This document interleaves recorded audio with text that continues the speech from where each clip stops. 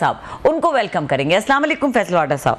जी वाडा साहब, पहले तो आपका बहुत शुक्रिया, आपने वक्त निकाला। आप पाकिस्तान में भी नहीं हैं और फिर भी आपने हमारे लिए टाइम निकाला।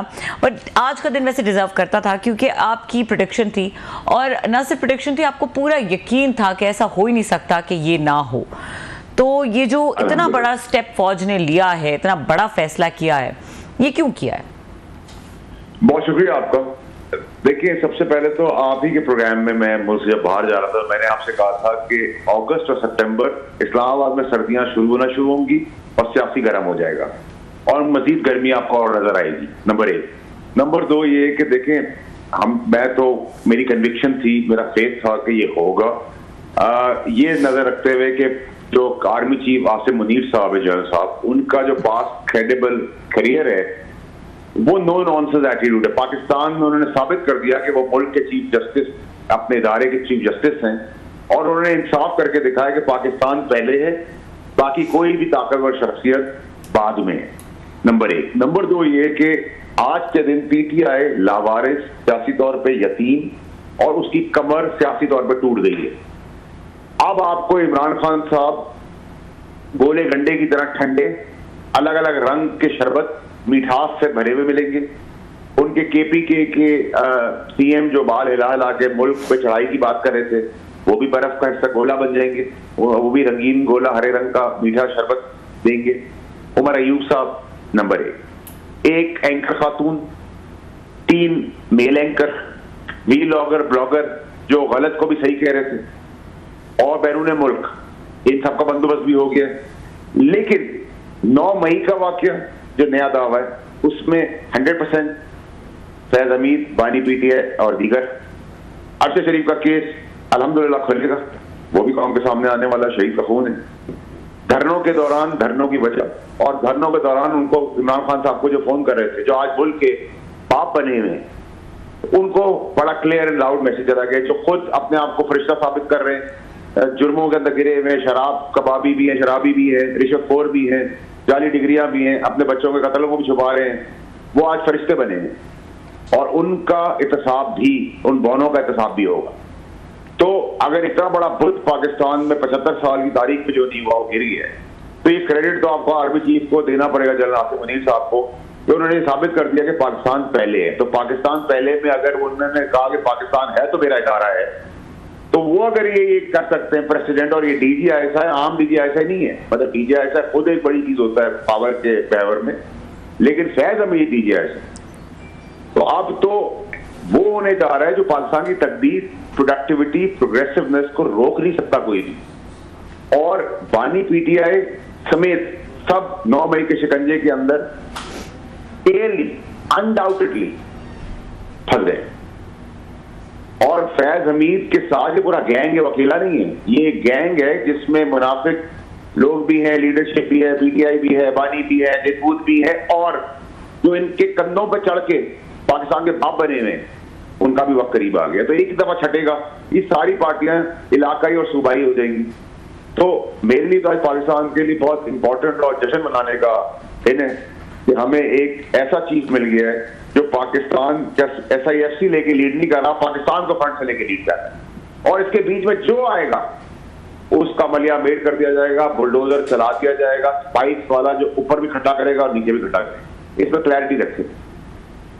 तो फैसल वाडा साहब, जिस तरह से आप बात कर रहे हैं उससे ये लग रहा है कि आने वाले दिनों में मजीद भी कोई इंपॉर्टेंट डिसीजंस हो सकते हैं। ये भी आप देख रहे हैं आने वाले दिनों में बानी पीटीआई का भी 9 मई का जो मिलिट्री ट्रायल हो सकता है, जो मामला चल रहे हैं इस हवाले से? 100%। इसमें अब शुबायत की गुंजाइश बहुत कम है। फिट हो गया है पूरा सेटअप, सिस्टम, प्रोपेगेंडा कैंपेन, मुल्क के साथ बगावत करने का, मुल्क के साथ साजिश करने का, इदारों का साजिश करने का, अदलिया के साथ गेम करने का, क्या कहते हैं, मलाइन करने का, इदारों को नुकसान पहुंचाने का, जमहूरियत को नुकसान पहुंचाने का, सियासत को नुकसान पहुंचाने का, पाकिस्तानियों को नुकसान पहुंचाने का, इंटरनेशनल लॉज के अंदर नुकसान पहुंचाने का सारा शिकंजा गिरफ्त में आ गया है और बिल्कुल खींच दिया गया उसका लीवर। अब कानूनी आईनी तौर पर किसी का बाप भी इसको नहीं रोक सकता।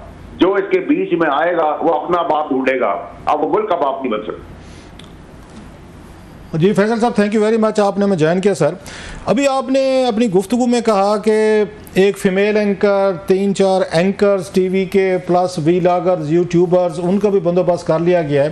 कोई ज़रा बताएंगे कि इस बंदोबस्त से क्या मुराद है सर? कोई किस तरह का बंदोबस्त किया गया? कानूनी तौर पे लॉ पास हो रहा है और उसके लिए अपॉइंटमेंट जो है एक्सपर्ट्स की वो हो चुकी हैं। वो शिकंजा घेरा तंग कर दिया गया है। अब आपको बहुत जगहों पे शहद और दूध और गोला गंडा, बस ये याद रखना है आपने। जो हमारे दोस्त ममालिक, जो तरक्की याफ्ता ममालिक है, जैसे दुबई है, सऊदी अरेबिया है, इनकी खूबसूरती क्या है तरक्की की?